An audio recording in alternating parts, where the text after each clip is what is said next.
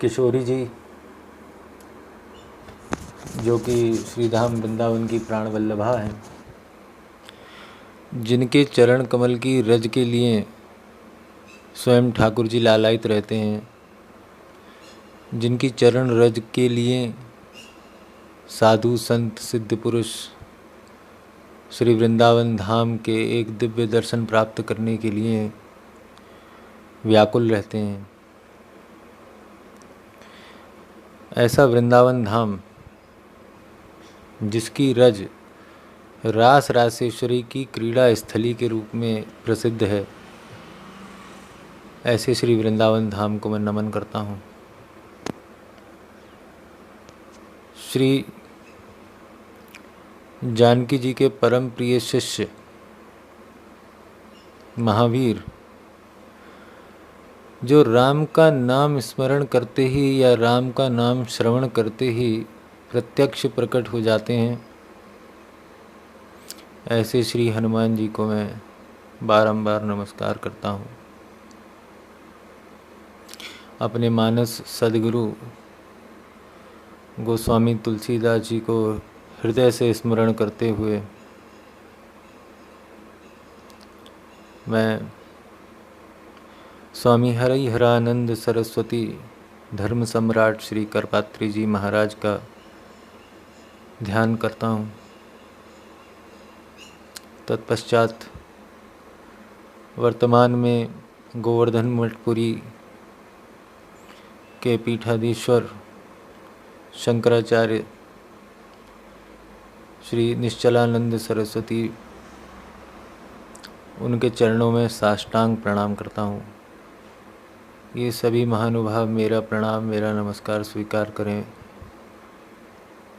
ऐसी ठाकुर जी से प्रार्थना है।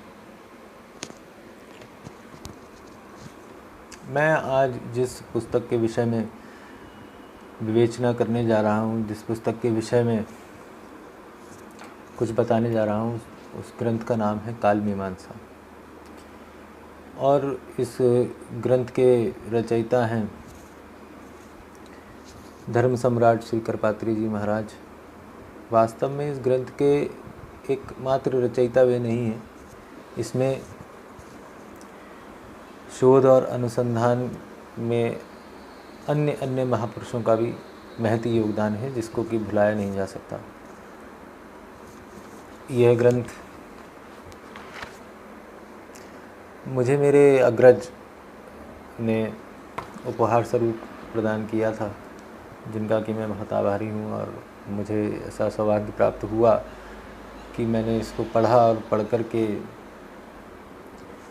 जो आह्लादकारी अनुभव हुए हैं वे सभी मैं आज सामने रखने जा रहा हूँ। सबसे पहली बात तो इस ग्रंथ की पृष्ठभूमि की कथा भी अपने आप में कम रुचिकर नहीं है। इस ग्रंथ की पृष्ठभूमि की कथा विक्रम संवत 2033 से प्रारंभ हुई। विक्रम संवत 2033 में प्रयाग में कुंभ का आयोजन था और उस समय इतिहास की महत्वपूर्ण घटनाओं, उसमें भी यदि हम महाभारत को विशेष स्थान दें तो महाभारत की घटनाओं और उससे संबद्ध अन्य घटनाओं की काल गणना या काल निर्णय के निश्चय पर एक संगोष्ठी का आयोजन हुआ था। और उस संगोष्ठी में अनेक मनीषी, शंकराचार्य और उस समय के जितने भी मूर्धन्य विद्वान और विदुषी थे वे उपस्थित हुए थे, और जिसकी मध्यस्थता स्वयं धर्म सम्राट श्री करपात्री जी महाराज ने की थी। उस संगोष्ठी के बाद ही महाराज जी का ग्रंथ रामायण मीमांसा भी प्रकाशित हुआ था। किंतु उसके बाद जो घटना हुई वह और भी महत्वपूर्ण थी। जो घटनाक्रम हुए वे इस प्रकार थे कि आज जो वर्तमान में जगन्नाथपुरी शंकरपीठ के पीठाधीश्वर हैं हमारे सद्गुरु जगत गुरु देव, उस समय उन्होंने अपने पूज्य गुरुदेव धर्म सम्राट श्री करपात्री जी महाराज के मार्गदर्शन में महाभारत और महाभारत से जुड़ी घटनाओं की ज्योतिषीय तथा अन्य माध्यमों से, अन्य दृष्टिकोणों से शोध किया, अनुसंधान किया और उस श्रम का यह फल हुआ कि 2034 के चातुर्मास में जब गुरुजी अपने पूज्य गुरुदेव के बुलावे पर काशी में पधारे हैं तो उन्होंने अपने द्वारा किए गए अनुसंधान उनके समक्ष प्रस्तुत भी किए हैं। मुख्य घटनाओं जिन पर कि गुरुदेव का ध्यान रहा है और गुरुदेव ने जिनके साक्ष्य परक, जिनके समाधान ढूंढ निकाले हैं और समक्ष रखे हैं श्रोताओं के और पाठकों के, उनमें गीता जयंती, युद्ध का दिवस, भीष्म निर्वाण और इसी तरह की अन्य घटनाओं पर मुख्य बल दिया गया है। अब मैं इस ग्रंथ की विवेचना करना या इसके सार को बताना बहुत ही दुष्कर, बहुत ही कठिन कार्य है, क्योंकि जब आप ये ग्रंथ पढ़ेंगे, यद्यपि छोटा सा ग्रंथ है और निष्ठापूर्वक पढ़ने से ये आप 1-2 दिवस में पूरा पढ़ भी लेंगे, यद्यपि छोटा सा ग्रंथ है, किंतु इसकी जो विवेचना है, इसका जो सार है, उसको बताना इसलिए कठिन हो जाता है क्योंकि इस ग्रंथ का एक एक वाक्य, एक एक शब्द इतना महत्वपूर्ण है कि यदि आप एक पृष्ठ का भी सार लिखने बैठेंगे तो आप पूरा वह पृष्ठ ही लिख जाएंगे लगभग।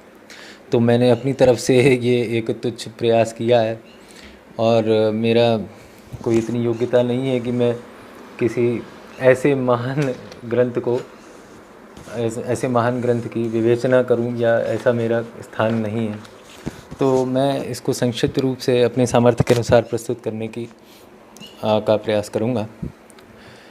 इस ग्रंथ के सार में मैंने कुछ भ्रांतियों को सामने रखा है और पूज्य गुरुदेव ने, महाराज श्री धर्म सम्राट श्री करपात्री जी महाराज ने जिस प्रकार उनका समाधान किया है वह दोनों मैं सामने रखूंगा, यानी भ्रांतियाँ, प्रश्न और समाधान यानी उत्तर।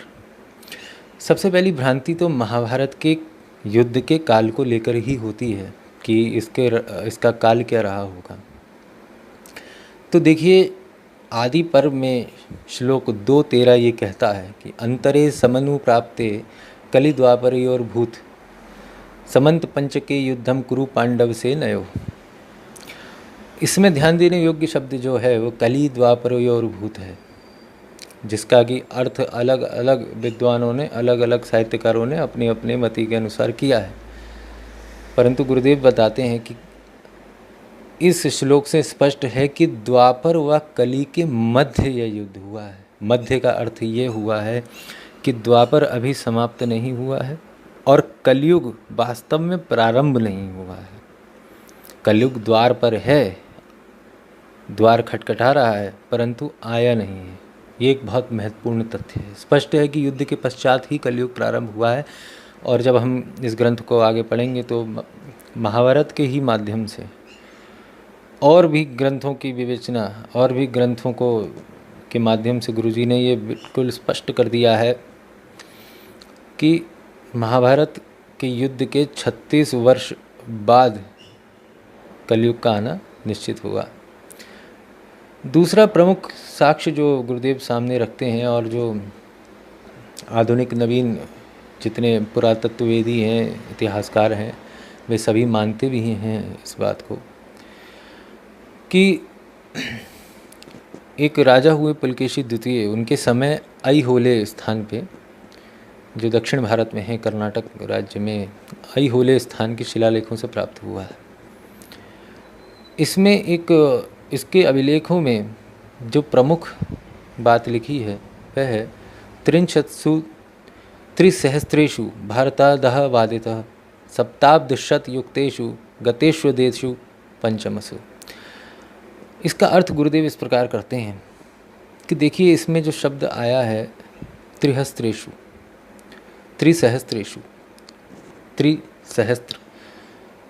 अर्थात 3000, ये बात स्पष्ट हो गई। आगे बढ़ते हैं। सप्ताब्दशतयुक्तेषु गतेष्वब्देषु पंचसु, अर्थात 735, यानी 3735। अब हम इसको ज़रा सार गर्भित करके और संकलित करके पढ़ें तो हम ये पाएंगे कि महाभारत के युद्ध से 3735 वर्ष उपरांत यह शिलालेख बना है। इस शिलालेख पर स्वयं लिखा है, ऐसा इस शिलालेख पर स्वयं अंकित है। यह शिलालेख नवीन इतिहासकारों के अनुसार आज से 1385 वर्ष पूर्व बना है। साधारण गणित से केवल जोड़ने से ही 3735 जो इस शिलालेख पर स्वयं अंकित है कि महाभारत युद्ध के उपरांत का जो काल है, और आज की तिथि से 1385 वर्ष यदि इसमें हम जोड़ें तो पाएंगे कि महाभारत युद्ध का काल 5120 वर्ष स्थापित होता है आज से। एक और रुचिकर बात यह है कि इसी शिलालेख में आगे लिखा है कि 50 कलौ काले षट्सु पंचशतीषु च समासु समातीतासु शकानामापि भूजभाम। अर्थ ये है कि यदि हम शक काल यानी शक संवत से भी इस काल की गणना करें तो तिथि और काल वही स्थापित होते हैं जो कि पहले श्लोक से प्रतिपादित होता है। यही संख्या शक संवत के पंचांग की गति के अनुसार भी प्राप्त होती है। भगवत धाम वासी गुरुदेव ने पाश्चात्य शोधकर्ताओं को भी एक करारा उत्तर दिया है। पाश्चात्य शोधकर्ताओं, पुरातत्ववेदों और साहित्यकारों ने हम पर तरह तरह के आक्षेप लगाए हैं। काल के माध्यम से सभी घटनाओं के काल के साथ उन्होंने जो छेड़छाड़ की है, जो त्रुटियां की हैं, उनसे इतिहास के एक बहुत बड़े कालखंड का उठापटक हो जाती है और उसी प्रकार पाठ्यक्रम में बदलाव हो जाते हैं और उसी प्रकार पूरा इतिहास जो है वो बदल के रख दिया जाता है काल के अनुसार। भगवत धामवासी पूज्य गुरुदेव धर्म सम्राट श्री करपात्री जी महाराज ने अपने इस ग्रंथ के माध्यम से उन सभी पाश्चात्य इतिहासकारों को साक्ष्यपरक, तर्क संगत करारा उत्तर दिया है। इनमें उन सभी इतिहासकारों के संशय, उनके प्रश्न, उनके आक्षेप, उनकी मिथ्या भाषण को शब्दशः गुरुदेव ने इसमें समुचित उत्तर दिया है। जैसे Christian Lassen, Weber, Megasthenes, Ludwig, होजियान, बुलहर, ब्रॉडर आदि इनके मिथ्या अध्ययनों को केवल साक्ष्यपरक प्रत्युत्तर गुरुदेव देने में सक्षम हुए हैं और जिज्ञासु हेतु भी तर्कसंगत समाधान इन्होंने प्रदान किया है।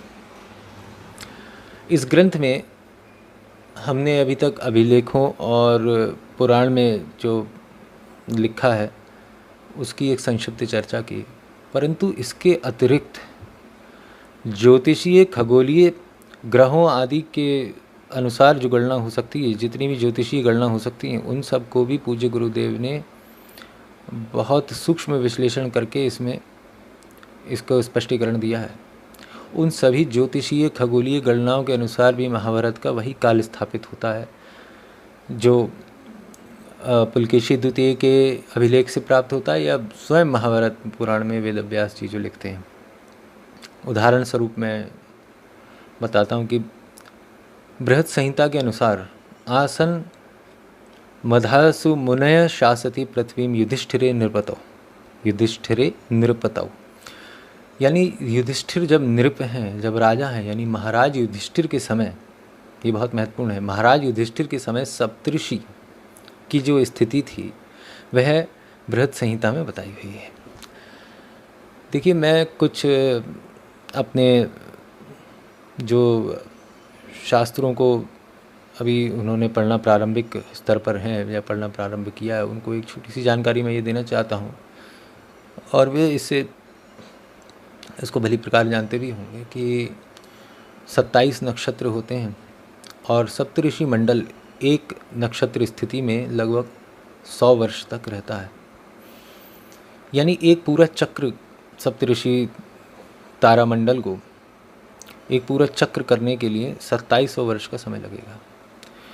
अब यहाँ पर साधारण बुद्धि वाली बात ये है कि यदि हम सप्तऋषियों की वही स्थिति प्राप्त कर लें जो महाराज युधिष्ठिर के समय थी, तो ये निर्णय करने में बिल्कुल भी कठिनाई नहीं होगी कि उस घटना से और महाराज युधिष्ठिर के समय का अंतराल 2700 वर्ष हुआ।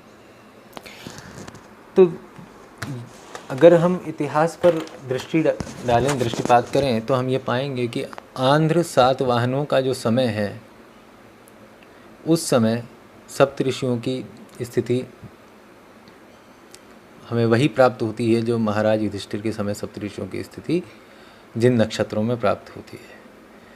यानी आंध्र सातवाहन जो मगध पर जिन्होंने राज किया है, उनसे 2700 वर्ष पूर्व महाराज युधिष्ठिर हस्तिनापुर के यानी कुरुक्षेत्र के यानी संपूर्ण भारतवर्ष के महाराज रहे होंगे। और आंध्र सातवाहनों का ये काल 400 या 500 ईसा पूर्व के समय का यदि हम इसको विचार करें तो हम ये पता लगा पाएंगे। तो यदि उससे हम 2700 वर्ष पूर्व जाएं तो भी ये गणना वही प्राप्त होती है जैसे कि अन्य साहित्यिक अभिलेखीय या अन्य साक्ष्यों से हमें प्राप्त होती है। और पूज्य गुरुदेव ने अपने इस ग्रंथ में न केवल महाभारत बल्कि अन्य घटनाओं के भी ठीक ठीक काल निर्णय का निश्चय किया है। जैसे कि गीता उपदेश, भीष्म की शरशय्या, दुर्योधन भीम का युद्ध। मैं आपको इतना विश्वास दिला रहा हूँ कि जब आप ये ग्रंथ पढ़ेंगे तो इन घटनाओं का इतना सूक्ष्म विश्लेषण हुआ है कि तिथि तक गुरुदेव ने इसकी विवेचना की है। उसकी ठीक ठीक तिथि और उसका ठीक ठीक समय, यानी सूर्य की उस समय स्थिति, दिन का कौन सा प्रहर है, क्या है, यह सब इसमें इस ग्रंथ के माध्यम से निश्चित हो जाती है। एक अन्य प्रसंग मैं बताना चाहता हूँ, वह ये है कि बहुत से इतिहासकारों ने, और इस पर काफ़ी विवाद भी होता है, वह ये है कि जब दुर्योधन और भीम का गदा युद्ध होता है तो उस समय बलराम जी, बलभद्र जी, जैसा कि आप सभी को पता है कि वे इससे प्रसन्न नहीं थे कि जब भीमसेन दुर्योधन की जंघा पर प्रहार करते हैं, उनकी जंघा को तोड़ देते हैं। और प्रसन्न न होने के कारण वह अपना ये रोष, अपना ये क्षोभ व्यक्त भी कर देते हैं। तो उनकी शंका समाधान के लिए स्वयं भगवान ठाकुर जी ये कहते हैं कि दो कारणों से ये उचित है, दो कारणों से ये न्याय संगत है जो भी भीम ने किया। पहला कि कलयुग आ रहा है, और दूसरा कि पांडवों की ऐसी शपथ थी, ऐसी प्रतिज्ञा थी। तो जहाँ तक दूसरी बात का प्रश्न है, तो प्रतिज्ञा या शपथ बहुत महान होती है और वह नियम नहीं देखती। और जहाँ तक पांडवों की बात है, तो जो अधर्म, जो अनीति, जो दुराचार दुर्योधन ने किया था, इस प्रकार की प्रतिज्ञा को तो स्वयं वेद, स्वयं शास्त्र भी समर्थन देते हैं, तो नियम उसके सामने कुछ नहीं होते। लेकिन जहाँ तक पहली बात का संबंध है, तो भगवान ये कहते हैं कि कलयुग आ रहा है। इसका कई इतिहासकारों ने इस तरह मतलब निकाला है कि कलयुग आ चुका है, जबकि पूज्य गुरुदेव ये स्पष्ट कर देते हैं कि कलयुग के आने के 36 वर्ष पूर्व यह युद्ध समाप्त हुआ है।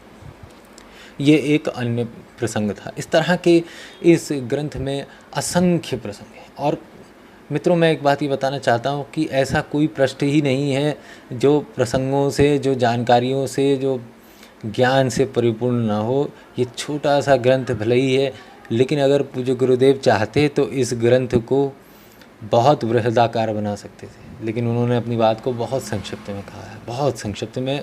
मुझे आश्चर्य होता है कि ये एकमात्र विलक्षण ये ग्रंथ है जिसको इतना छोटा लिखा जा सकता है, इतने कम शब्दों में कहा जा सकता है बात को। ये पूज्य गुरुदेव का जो चमत्कृति है, उनका देवत्व है। मैं अपनी बात समाप्त करने से पहले कुछ प्रश्न आप लोगों के सामने रखना चाहूँगा। पहली बात मैं ये पूछना चाहूँगा कि हमने अभी ये काल मीमांसा ग्रंथ के बारे में पढ़ा और इसमें पूज्य गुरुदेव ने महाभारत और महाभारत के बाद की घटनाओं के काल निर्णय का निश्चय किया है। तो ऐसा क्यों किया गया है? सबसे पहली बात, हम महाभारत के और अन्य घटनाओं के, जैसे बुद्ध के प्रादुर्भाव, आदि शंकराचार्य के प्रादुर्भाव, गुप्तों के, मौर्यों के, इन सब के काल निर्णय को ठीक करने का प्रयास क्यों कर रहे हैं? इसके पीछे क्या उद्देश्य है? ऐसा करके क्या होगा? देखिए, संक्षिप्त में केवल मैं इतना कह सकता हूँ कि जितने षड्यंत्र और कुचक्र हमारे साथ हुए हैं, उसमें लाखों लोगों की हत्या भी इतना बड़ा अन्याय नहीं है जितना कि हमारे काल के साथ, हमारे समय के साथ किया गया है।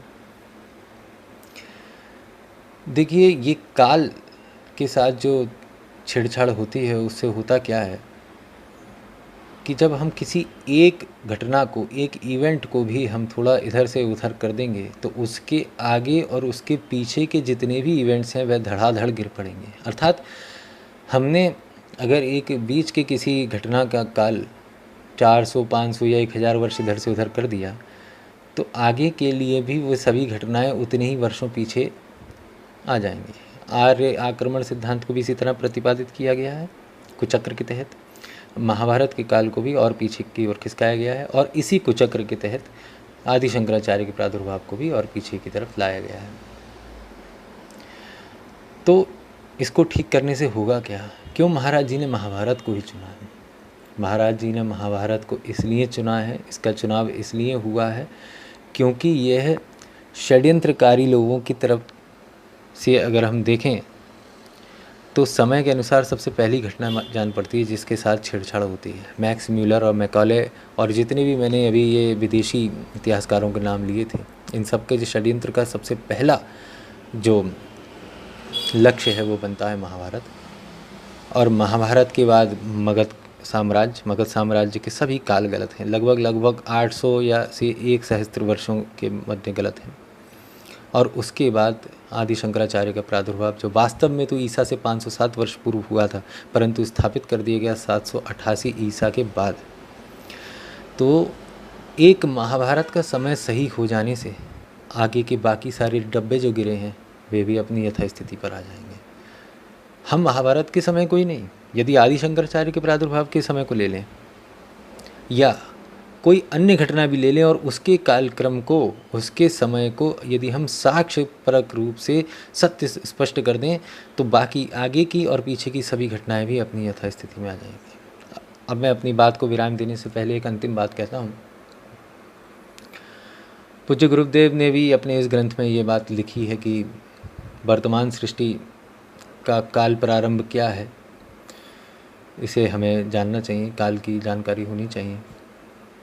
इस समय हम वर्तमान ब्रह्मा के 51वें वर्ष के प्रथम श्वेतवाराह कल्प के 7वें मनवंतर यानी वैवस्वत मनवंतर के 28वें चतुर्युग में हैं और 28वें चतुर्युग के भी कलयुग में हैं। एक संपूर्ण चतुर्युग में 43,20,000 वर्ष होते हैं। एक मनवंतर में 71 चतुर्युगियाँ होती हैं। ऐसे 14 मनवंतर होते हैं। तो 1 अरब से भी ऊपर का समय आ जाता है वर्तमान सृष्टि का निर्माण हुए। और इस बात को भगवान भगवत गीता में स्वयं अपने भक्त अर्जुन से कहते हैं कि ऐसा कोई समय ही नहीं था जब मैं नहीं था या तू नहीं था। अंतर केवल इतना है कि तुझे इस बात का ज्ञान नहीं है, तेरा ज्ञान ढका हुआ है अज्ञान से कि तू कभी नहीं था। सत्य यही है कि जीव ब्रह्म और माया प्रारंभ से थे, बस अज्ञान के कारण तुझको ये पता नहीं है और मुझको ये पता है क्योंकि मैं संपूर्ण ज्ञान हूँ। तो ये बात बताने के पीछे जो भावना है वह ये है कि आजकल के भौतिकतावादी, देहात्मवादी, भोगी जो जिंदगी ना मिलेगी दोबारा या जो जीना है अभी जी लो और यहीं जी लो और बहुत छोटी सी अवस्था है, और जो ये समझते हैं कि अभी पैदा हुए और अभी मर जाएंगे तो जितने भी भोग हैं सब यहीं अभी भोग लो, प्रलय आने वाली है या जो भी कुछ है। या जैसे वो बाद में उनका कभी प्रादुर्भाव नहीं हुआ। तो उनको मैं ये बताना चाहता हूँ कि अपनी शाश्वतता, अपने अनादि होने, अपनी अनंत सृष्टि का थोड़ा सा भान करिए। और जिन भोगों में आपने अपने आप को रत कर रखा है, जिनमें कोई मर्यादाएं, कोई सीमाएं ही नहीं छोड़ी हैं भोग की, ना अपने परिवार की किसी आयु अवस्था का भान रह गया है, और भोगों में रत रहने की कोई समय सीमा ही निर्धारित नहीं है। इतने भोगों को भोग कर आपको फिर यही भोग भोगने पड़ेंगे, और बहुत बुरे। अभी तो मनुष्य जन्म मिला है तो कोई सत्कर्म किए हैं उस विषय से। अगर इसमें भी पशुओं की भांति ही मलमूत्र के स्थानों में असुख और आनंद ढूंढोगे तो अगले कई जन्मों तक बस यही करते रहोगे। ईश्वर को प्राप्त करने के जो आपके ढोंग और प्रपंच हैं, वे सब, उन सब का अंत किसी नाली में या किसी और भी दूषित स्थान पर होगा। काल को जब हम पढ़ते हैं, काल मीमांसा को जब हम पढ़ते हैं, तो हमें अपनी शाश्वतता का भान होना चाहिए। बस यही कहकर मैं अपनी बात को विराम देता हूँ। जय जगन्नाथ, जय हो।